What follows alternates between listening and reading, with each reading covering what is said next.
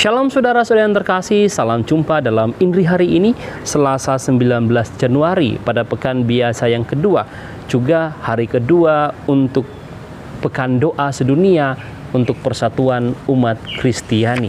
Semoga Anda semua sehat adanya. Mari kita mengawali dengan membuat tanda kemenangan Kristus dalam nama Bapa dan Putra dan Roh Kudus. Sabda Tuhan yang akan menjadi permenungan kita dari Injil Markus bab 2 ayat 23 sampai 28. Pada suatu hari Sabat, Yesus berjalan di ladang gandum, dan sementara berjalan, murid-muridnya memetik bulir gandum.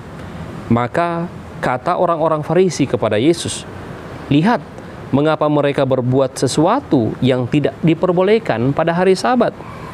Jawab Yesus kepada mereka, "Belum pernahkah kamu baca apa yang dilakukan Daud ketika ia dan para pengiringnya kekurangan dan kelaparan? Tidakkah ia masuk ke dalam rumah Allah waktu Abiatar menjabat sebagai imam agung, lalu makan roti sajian yang tidak boleh dimakan kecuali oleh imam-imam, dan memberikannya juga kepada pengikut-pengikutnya?" Lalu kata Yesus kepada mereka, "Hari Sabat diadakan untuk manusia, dan bukan manusia untuk hari Sabat. Jadi Anak Manusia adalah Tuhan juga atas hari Sabat." Demikianlah Injil Tuhan.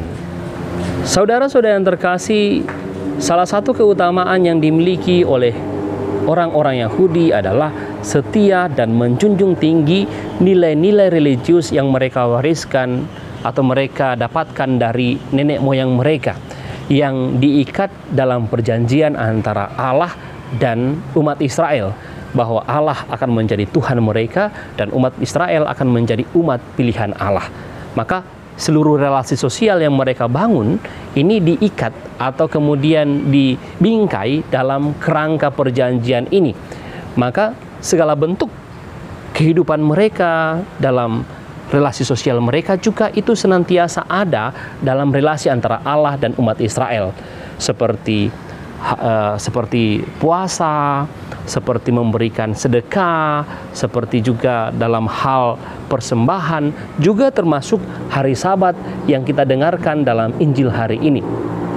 Umat Israel sangat menjunjung tinggi hari Sabat, dikatakan sebagai hari Tuhan, karena 6 hari Tuhan menciptakan alam semesta dan segala isinya, dan pada hari ke-7 Allah beristirahat dan menjadi kesempatan untuk manusia untuk memberikan penghormatan kepada Allah.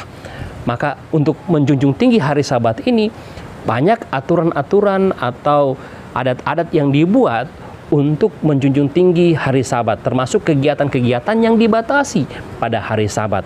Nah, inilah yang terjadi dalam Injil hari ini.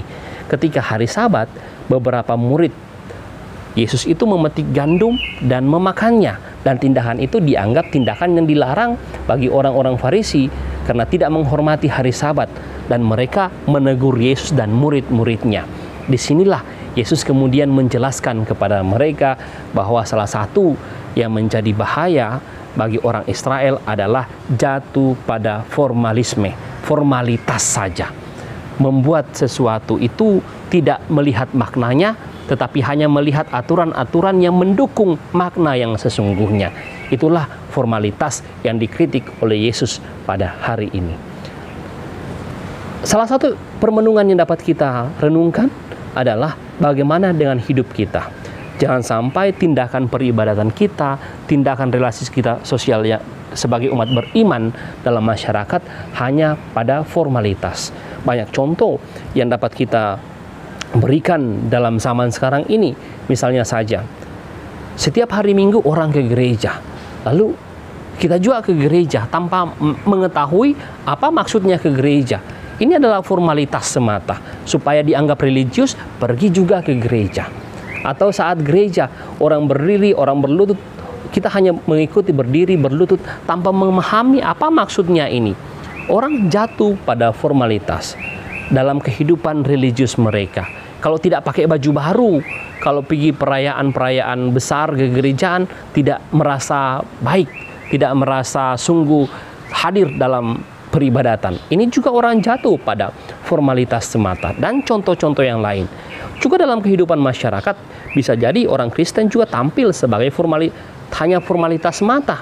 Misalnya dalam lingkungan pekerjaan hanya melakukan ini, saatnya masuk ya masuk, saatnya pulang ya pulang, atau melakukan tindakan-tindakan ya seperti biasanya supaya orang senang kepadanya. Ini adalah formalitas tanpa melibatkan hati.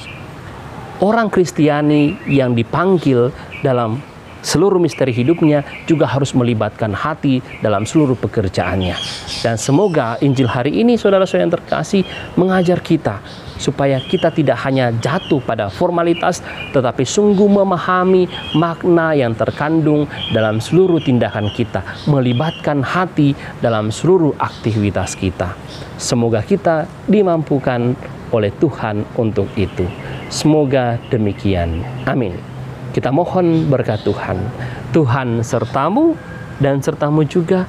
Semoga saudara sekalian diberkati oleh Allah yang Maha Kuasa, Bapa, Putra, dan Roh Kudus. Amin.